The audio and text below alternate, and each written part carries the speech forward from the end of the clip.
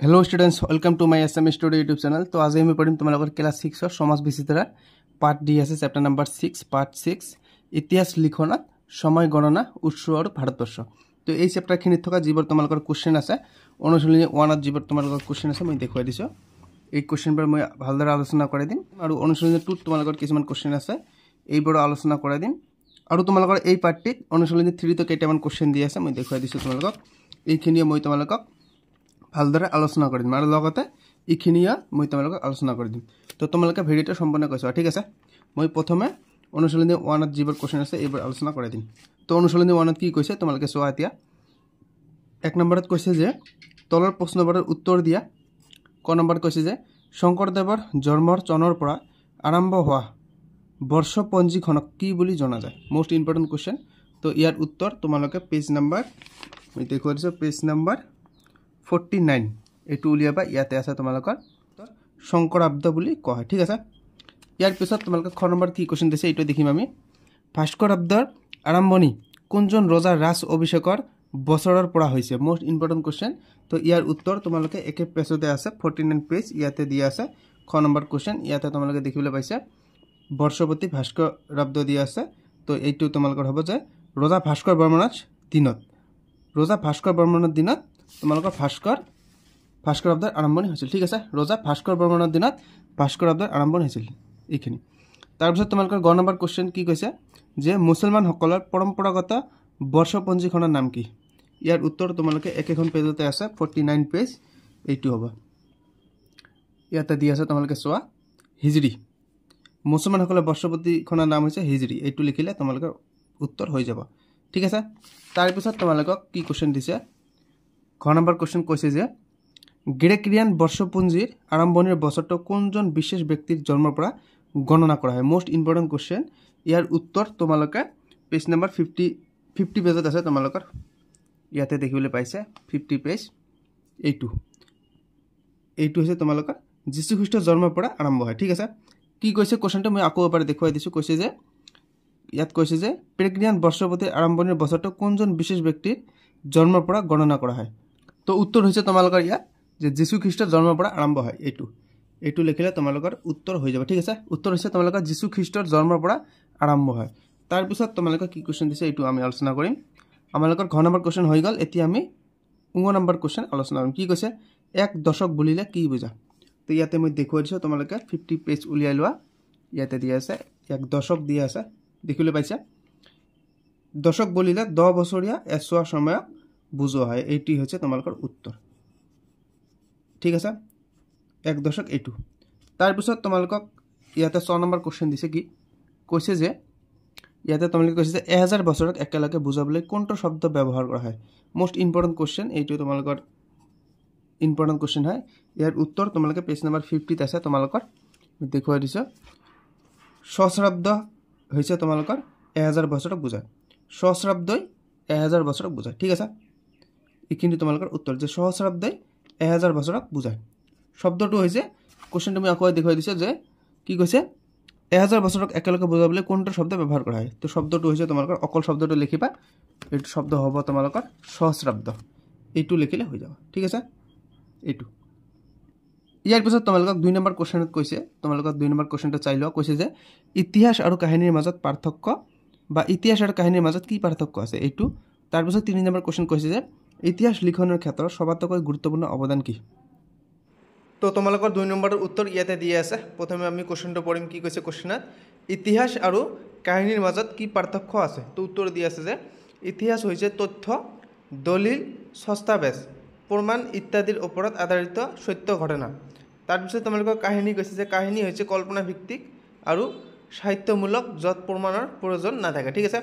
তাৰপিছত তোমালোকক 3 number question দিয়া আছে যে ইতিহাস লিখনৰ ক্ষেত্ৰত সবাতোকৈ গুৰুত্বপূৰ্ণ অৱদান কি? এইখিনিতে মই তোমালোকক এটা কথা কৈছোঁ, তোমালোকে যদি এতিয়ালৈকে ভিডিঅ'টো লাইক কৰা নাই তোমালোকে ভিডিঅ'টো লাইক কৰি দিবা, ঠিক আছে। তো ইয়াত তোমালোকৰ উত্তৰ হৈছে ইতিহাস লিখনৰ ক্ষেত্ৰত সবাতোকৈ গুৰুত্বপূৰ্ণ অৱদান হৈছে ঐতিহাসিক উৎস যেনে শিলালিপি, দলিল, মুদ্ৰা, সাহিত্য আদি, ঠিক আছে। ফাইনেলি আমাৰ এইখিনি হৈ গ'ল। আৰু তোমালোকে মই এটা কথা কৈছোঁ, তোমালোকে যদি এতিয়ালৈকে চেনেলটো ছাবস্ক্ৰাইব কৰি নাই তেনেহ'লে ছাবস্ক্ৰাইব কৰি ল'বা আৰু ভিডিঅ'টো এটা লাইক কৰিবা আৰু কমেণ্ট কৰিবলৈ নাপাহৰিবা, ঠিক আছে। এতিয়া আমি অনুশীলনী 2 খিনি আলোচনা কৰিম, ঠিক আছে। অনুশীলনী 2 কি কি কোশ্চেন আছে এবাৰ আমি দেখিম। প্ৰথম কোশ্চেন কৈছে যে তলৰ প্ৰশ্নবোৰৰ উত্তৰ দিয়া। ক নম্বৰ কোশ্চেন কৈছে ইতিহাস অধ্যয়নৰ উৎস বুলিলে কি বুজা। তো আমি অনুশীলনী 2 কোশ্চেনবোৰৰ উত্তৰ কৰিম। তো প্ৰথমত কৈছে যে ইতিহাস অধ্যয়নৰ উৎস বুলিলে কি বুজা। তো উত্তৰ দি আছে যে ইতিহাস অধ্যয়নৰ উৎস বুলিলে বুজা হয় সেইবোৰ সামগ্ৰী বা তথ্য যাৰ সহায়ত অতীতৰ ঘটনা জানিব পৰা যায়। ঠিক আছে, তাৰপিছত তোমালোকক খ নম্বৰ কোশ্চেন দিছে যে ইতিহাস অধ্যয়নৰ দুবিধ উৎসৰ নাম লিখা। Most important question. তো উৎস দুটা দিয়া আছে, প্ৰথমে দিয়া আছে প্ৰাথমিক উৎস প্ৰাইমাৰী চৰ্চেছ, দ্বিতীয়টো দিয়া আছে তোমালোকে দ্বিতীয়ক উৎস। ঠিক আছে, ছেকেণ্ডাৰী চৰ্চেছ। তাৰপিছত তোমালোকক গ নম্বৰ কোশ্চেন দিছে যে এপিগ্ৰাফিষ্টসকলে কিহৰ বিষয়ে অধ্যয়ন কৰে। তো উত্তৰ দিয়া আছে যে এপিগ্ৰাফিষ্টসকলে শিলালিপি, খোদিত লেখা, প্ৰাচীন লিপি আদিৰ বিষয়ে অধ্যয়ন কৰে। ঠিক আছে, ইয়াৰ পিছত তোমালোকক ঘ নম্বৰ কোশ্চেন দি আছে যে জীৱাশ্মৰ বিষয়ে অধ্যয়ন কৰা লোকসকলক কি বুলি জনা যায়। Most important question. উত্তৰ দি আছে যে জীৱাশ্মৰ বিষয়ে অধ্যয়ন কৰা লোকসকলক জীৱাশ্মবিদ বুলি কোৱা হয়। ঠিক আছে, ইয়াৰ পিছত তোমালোকক নম্বৰ কোশ্চেন দি আছে যে নৃতত্ত্ববিদসকলে কোনবোৰ বিষয়ে অধ্যয়ন কৰে। তো উত্তৰ দি আছে যে নৃতত্ত্ববিদসকলে মানুহৰ জীৱনধাৰা, কৃষ্টি, সংস্কৃতি, ধৰ্ম, সামাজিক আচাৰ পৰম্পৰা আদিৰ বিষয়ে অধ্যয়ন কৰে। ঠিক আছে, তাৰপিছত তোমালোকক 2 নম্বৰ কোশ্চেন ইয়াতে দি আছে যে ইতিহাসবিদসকলে উৎসসমূহৰ সভ্যতা কিদৰে নিৰূপণ কৰে। মোস্ট ইম্পৰ্টেণ্ট কোশ্চেন এইটো। তোমালোকৰ ইয়াত উত্তৰ হৈছে ইতিহাসবিদসকলে উৎসসমূহৰ সভ্যতা বিশ্লেষণ, তুলনা আৰু যাচাইৰ মাধ্যমে নিৰূপণ কৰে। তেওঁলোকে বিভিন্ন উৎস পৰীক্ষা কৰি সঠিক তথ্য নিৰ্ধাৰণ কৰে। ঠিক আছে, ইয়াৰ পিছত তোমালোকক 3 নম্বৰ কোশ্চেন দি আছে, কৈছে যে ইতিহাস লিখনৰ আন বিষয়ৰ ভূমিকা বৰ্ণনা কৰা। মোস্ট ইম্পৰ্টেণ্ট কোশ্চেন এইটো কোশ্চেন দি আছে। ইয়াৰ উত্তৰ তোমালোকক দি আছে যে ইতিহাস লিখনত ভূগোল, নৃতত্ত্ব, সমাজবিদ্যা, সাহিত্য, বিজ্ঞান, অৰ্থনীতি আদিৰ বিষয়ে বিশেষ ভূমিকা আছে। এইবোৰ বিষয় অতীত ঘটনা বুজাবলৈ সহায় কৰে। ঠিক আছে, তো ফাইনালি আমাৰ অনুশীলনী 2 কোশ্চেনবোৰ আলোচনা হৈ গ'ল। তো তোমালোকক মই এটা এনাউন্স কৰিব খুজিছোঁ যে এই চেপ্টাৰখনত যিবোৰ তোমালোকৰ এডিশ্যনেল কোশ্চেন আছে, ভিতৰৰ কোশ্চেন আছে, এইবোৰ মই একেবাৰে শেষত গোটেইখিনি ভালদৰে আলোচনা কৰি দিম। ঠিক আছে, তো এতিয়া আমি অনুশীলনী 3খন আলোচনা কৰিম। অনুশীলনী 3ত কি কৈছে, অনুশীলনী 3 দি আছে তলৰ প্ৰশ্নবোৰৰ উত্তৰ দিয়া। ক নম্বৰ কোশ্চেন কৈছে যে সপ্তসিন্ধু বুলিলে ভাৰত উপমহাদেশৰ কোনটো অঞ্চলক বুজোৱা হয়। তো এতিয়া আমি অনুশীলনী 3ৰ কোশ্চেনবোৰৰ উত্তৰ কৰিম। প্ৰথমত কৈছে যে তোমালোকক ক নম্বৰ কোশ্চেন যে সপ্তসিন্ধু বুলিলে ভাৰত উপমহাদেশৰ কোনটো অঞ্চলক বুজোৱা হৈছিল। তো উত্তৰ দি আছে যে সপ্তসিন্ধু বুলিলে সিন্ধু নদীৰ উপত্যকা অঞ্চল অৰ্থাৎ আজিৰ পাকিস্তান অঞ্চলক বুজোৱা হয়। ঠিক আছে, তাৰপিছত তোমালোকক খ নম্বৰ কোশ্চেন দি আছে যে ভাৰত উপমহাদেশ বুলিলে বৰ্তমান কোনটো অঞ্চলক বুজায়। তো উত্তৰ দি আছে যে ভাৰত উপমহাদেশ বুলিলে বৰ্তমান ভাৰত, বাংলাদেশ, পাকিস্তান, নেপাল, ভূটান, শ্ৰীলংকা আৰু মালদ্বীপক বুজায়। ঠিক আছে, তাৰপিছত তোমালোকক গ নম্বৰ কোশ্চেন দি আছে যে অশোকে ভাৰতক বুজাবলৈ শিলালিপিত কোনটো শব্দ ব্যৱহাৰ কৰিছিল। তো উত্তৰ দি আছে যে অশোকে ভাৰতক বুজাবলৈ শিলালিপিত ভাৰতক জম্বুদ্বীপ বুলি উল্লেখ কৰিছিল। ঠিক আছে, তাৰপিছত তোমালোকক ঘ নম্বৰ কোশ্চেন দিছে যে প্ৰাচীন গ্ৰীকসকলে ভাৰতক বুজাবলৈ কি শব্দ ব্যৱহাৰ কৰিছিল। তো উত্তৰ দি আছে যে প্ৰাচীন গ্ৰীকসকলে ভাৰতক বুজাবলৈ ইণ্ডিকা শব্দ ব্যৱহাৰ কৰিছিল। ঠিক আছে, তোমালোকে ইণ্ডিকা শব্দটো কেৱল ভালদৰে চাই লোৱা। ঠিক আছে, তাৰপিছত তোমালোকক নম্বৰ কোশ্চেন দি আছে যে প্ৰাচীন চীনাসকলে ভাৰতক কি বুলি কৈছিল। তো উত্তৰ দি আছে যে প্ৰাচীন চীনাসকলে ভাৰতক টেনচুক বুলি কৈছিল, ঠিক আছে, তাৰপিছত তোমালোকৰ 4 নম্বৰ কোশ্চেন দি আছে যে ভাৰতৰ কোনটো অঞ্চলক ভাৰততম বুলি কোৱা হৈছিল। তো উত্তৰ দি আছে যে ভাৰতৰ উত্তৰ পশ্চিম অঞ্চলক ভাৰততম বা ভাৰতবৰ্ষ বুলি কোৱা হৈছিল। ঠিক আছে, তাৰপিছত তোমালোকক 2 নম্বৰ কোশ্চেন দি আছে যে ভাৰত শব্দটোৰ কিদৰে আহিল বৰ্ণনা কৰা। তো উত্তৰ দি আছে যে ভাৰত নামটো প্ৰাচীন ৰজা ভৰতৰ নামৰ পৰা আহিছে। তেওঁ ইক্ষ্বাকু বংশৰ ৰজা আছিল আৰু তেওঁৰ শাসিত অঞ্চলকে ভাৰতবৰ্ষ বুলি কোৱা হৈছিল। ঠিক আছে, তাৰপিছত তোমালোকক 3 নম্বৰ কোশ্চেন দিয়া আছে যে ইণ্ডিকা নামটোৰ উৎপত্তি বৰ্ণনা কৰা। উত্তৰ দি আছে যে ইণ্ডিকা নামটোৰ উৎস সিন্ধু নদী, গ্ৰীকে সিন্ধুক ইণ্ডছ বুলি উচ্চাৰণ কৰিছিল, যাৰ পৰা ৰোমানসকলে ইণ্ডিয়া নামটো প্ৰয়োগ কৰিছিল। ঠিক আছে, তো আমাৰ এইখিনি আলোচনা হৈ গ'ল। এতিয়া মই এইখিনি আলোচনা কৰাই দিম। তোমালোকক ইয়াতে কৈছে যে ধাৰণা চিত্ৰ এইখিনি তোমালোকে ভালদৰে চাই ল'বা। আৰু তোমালোকক শব্দাৰ্থ দিয়া আছে, কৈছে যে পৰিব্ৰাজক দি আছে, ইয়াত হ'ব তোমালোকৰ নানা ঠাই ভ্ৰমি ফুৰা মানুহ। এইটো তোমালোকৰ 1 মাৰ্কৰ আহিব পাৰে যে পৰিব্ৰাজক মানে কি বা পৰিব্ৰাজক কি, এইটো তোমালোকে পঢ়ি ল'বা। তাৰপিছত তোমালোকে কৈছে যে ভাৰত উপমহাদেশ, ইয়াত কৈছে তোমালোকৰ ভাৰতকে ধৰি পাকিস্তান, বাংলাদেশ, আফগানিস্তান, ভূটান আৰু নেপালক একেলগে বুজাবলৈ ভাৰত উপমহাদেশৰ শব্দৰ ব্যৱহাৰ কৰা হৈছে। এইটো তোমালোকে পঢ়ি ল'বা, এইটো ইম্পৰ্টেণ্ট হয়। ঠিক আছে, তো এতিয়া মই তোমালোকক ভিতৰৰ কোশ্চেন কেইটা আলোচনা কৰি দিম। তো এতিয়া মই তোমালোকক এই চেপ্টাৰখনত যি আমাৰ চেপ্টাৰ আছে চেপ্টাৰ নম্বৰ 6 ইতিহাস লিখনত সময় গণনা উৎস আৰু ভাৰতবৰ্ষ এই চেপ্টাৰখিনি যিবোৰ তোমালোকৰ ভিতৰৰ কোশ্চেন আছিল এডিশনাল কোশ্চেন অতিৰিক্ত কোশ্চেন কেইটা মই এতিয়া তোমালোকক দাগ দি দিম তো তোমালোকে প্ৰথমে 49 পেজ উলিয়াই লোৱা ইয়াতে দিয়া আছে যেনেকৈ ইয়াত তোমালোকৰ এটা টেক্সচুৱেল কোশ্চেন আছিল যে মুছলমান সকলৰ ধৰ্মীয় বৰ্ষপতিখনৰ নাম কি তোমালোকে গ নম্বৰ উত্তৰ কৰিছা যে হিজৰি ঠিক তেনেকুৱা ধৰণে তোমালোকৰ ইয়াত এটা কোশ্চেন হ'ব পাৰে যে হিন্দু সকলৰ বা হিন্দু ধৰ্মাৱলম্বী লোকসকলৰ বৰ্ষপতিখনৰ নাম কি তোমালোকে এইটো লিখিবা যে বিক্ৰম সংবত বা বিক্ৰমী ঠিক আছে তোমালোকৰ ইয়াত কোশ্চেন হ'ব যে হিন্দু ধৰ্মাৱলম্বী লোকসকলৰ বৰ্ষপতিখনৰ নাম কি তোমালোকে বিক্ৰমী বা বিক্ৰম সংবত লিখিলে তোমালোকৰ উত্তৰ হৈ যাব ঠিক আছে তাৰ পিছত মই তোমালোকক ইফালে আৰু কেইটা ভিতৰৰ কোশ্চেন ডাক দি দিম তোমালোকে পেজ নম্বৰ 50 পেজ তোমালোকে বাহিৰ কৰি লোৱা ইয়াতে আছে 50 পেজ তোমালোকে তলৰ পিনে চাব ইয়াতে দুটা কোশ্চেন হ'ব পাৰে তো প্ৰথমটো তোমালোকে